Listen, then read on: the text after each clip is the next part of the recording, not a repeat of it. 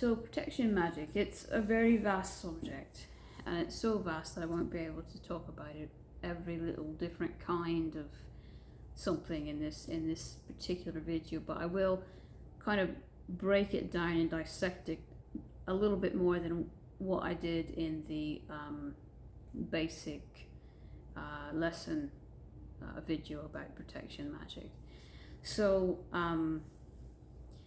there's gonna be eventually individual videos for each of these types of protection magic. I'm going to be very specific. Like, for example, it's not just going to be all shielding magic and what. No, it's going to have all these different sections of shielding magic have their own video, for example, and the same with war magic, and the same with anything else, you know, that kind of falls in between.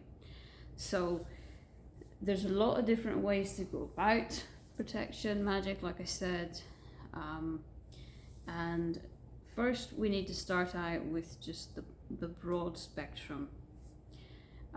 So there's, like I said, shielding / warding. It's like the defensive stuff, and then there's war magic, which is more so the offensive stuff, and then there's stuff that is basically like a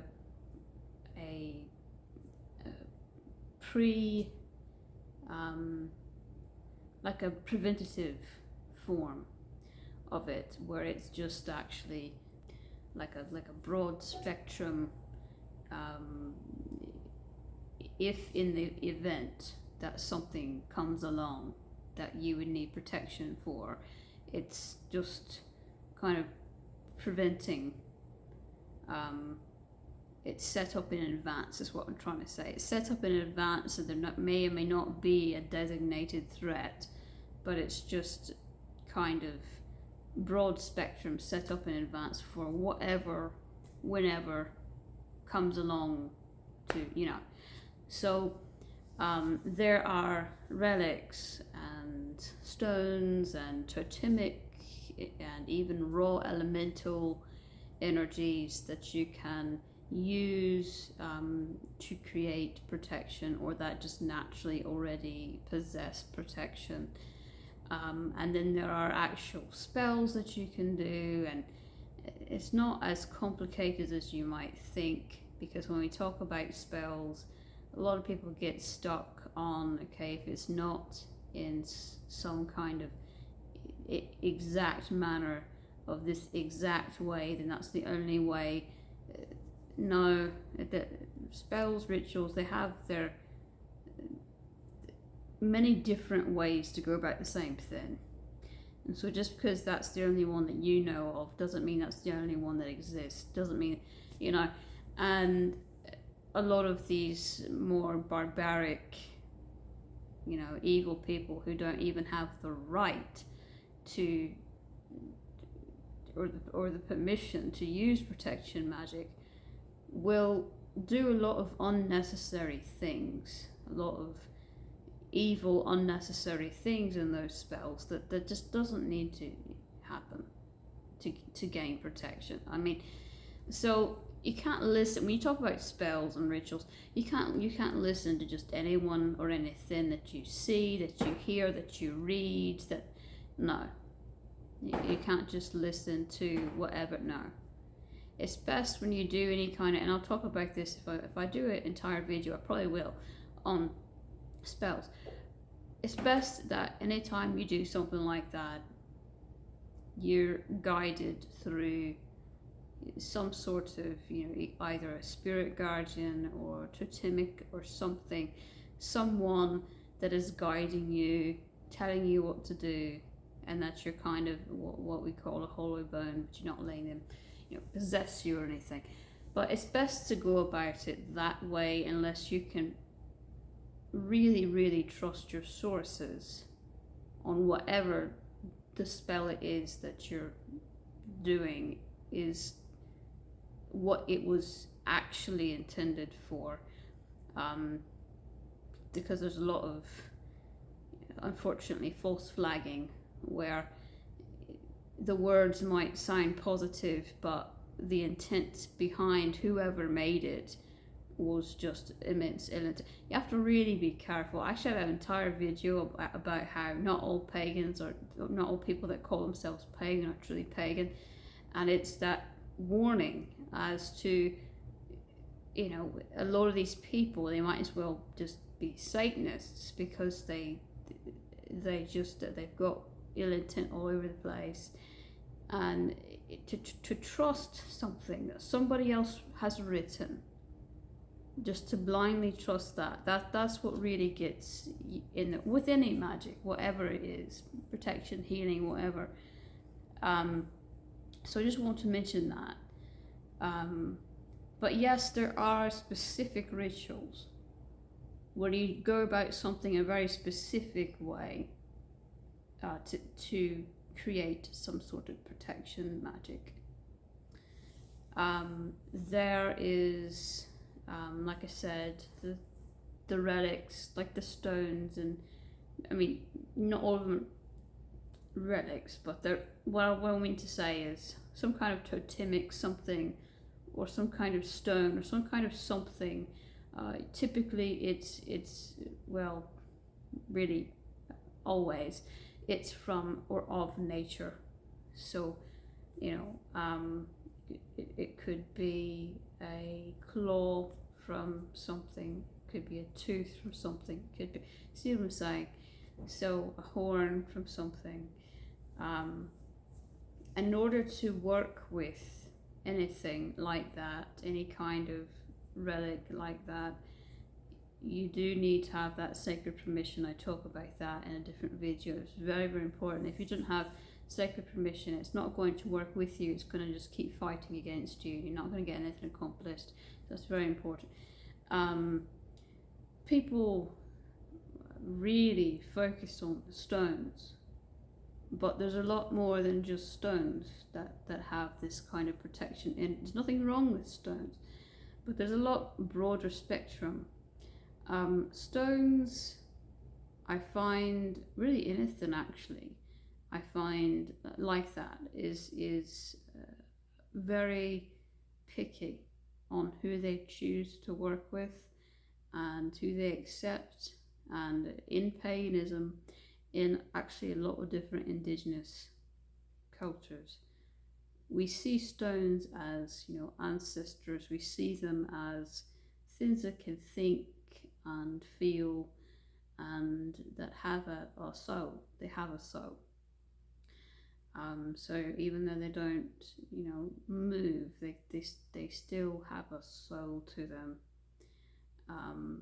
And anything of nature you have to respect greatly. So anything that you do pull like that from nature, even if it's just a leaf, anything you pull from nature to use for some kind of protection, something, you need that sacred permission.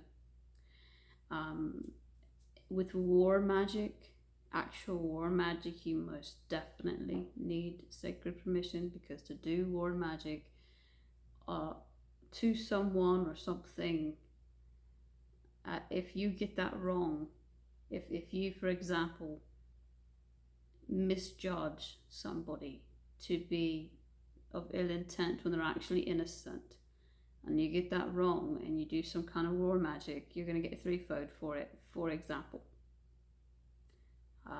Or if you think that something requires war magic and you think you're entitled to it, but the center star or the universe, whatever you want to call it, same thing, I just call it, I actually use it interchangeably.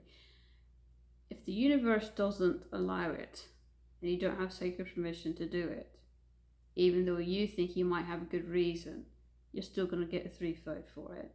The threefold is basically like an inevitable punishment that happens. You know, it's given to you from the universe, and you can't escape it, and you can't, no amount of good that you do can't prevent it from happening either. You know, there's no way to go around it, and there's no way that you can choose when it ends either. It ends when it ends. And each thing that you do has its own separate consequence, and that just kind of builds and builds. So anyway, we'll get about 3/3 probably in a different video, but basically that's what that is. There are curses, and then there are hexes. A curse is just, bad luck level. A hex, the way that I define it, is death. It's eventual death or it's immediate death, but it could be decades in the making where they just slowly get a little weaker and a little sicker, or it could be weeks, But either way, both of those are technically war magic. Even if it's just a curse, it's still war magic. Let's see, what else? The shielding, the wards. There are all different kinds of shields that you can do. And by the way, I'm just bouncing around. I'm just pulling shit out of my head. I'm bouncing around. So just whatever I think next. So the shielding stuff, that is either can be shielding against energy, like negative energy. Could be warding off some kind of malevolent spirit. Or in very rare cases, somebody is actually strong enough and their magic is powerful enough that they can actually create a physical protection shield. You don't usually see it, but they can protect that, they can create that, and it can actually protect against physical objects. And so that shield, if a speeding bullet came, it could divert the bullet. It's right on the path, but it somehow diverts. You know what I'm saying? So that is very rare that people have that immense amount of magic within them to do that. But in ancient paganism, we actually believe that sort of physical magic is possible. If you talk to the people who do modern paganism, they'd probably say no. But ancient paganism, what I teach, we do believe that the kind of physical magic is possible. Another type of protection, you might not think it at first, but it is. Another type of protection is illusion. Because if you can create an illusion to said enemy, a lot of times that illusion is enough to throw them off the course of their mission. Also influence. If you can influence them enough. Those are actually two forms of protection magic. People don't understand just how deeply rooted it is in protection, because unfortunately nowadays people kind of think of it as kind of a mischievous magic, but no, its actual purpose usually is some kind of protection. And when I break them down into different videos, I will talk a little bit more about how that is, but I don't have time in this one. Then there's transference of energy, where either you're expelling something or you're taking in something. Say someone has just pained you and you're going to give that pain right back to them. That's protection. Or say that you're going to take their strength away so that they can't hurt you. It's still either way, but it's a transference of energy. Unfortunately, that one has been in the wrong hands, been devastating, far too many times, used for the wrong reasons. And then there are rivers, like a continuous flow of energy where it sucks away something and brings it somewhere else. And we'll talk about these again in full and in their own separate videos. But that is kind of just the gist of it. Unfortunately, I don't have time to really, in this video, to go real deep into any of these. But in the next several days, I'm going to start posting individual videos for them.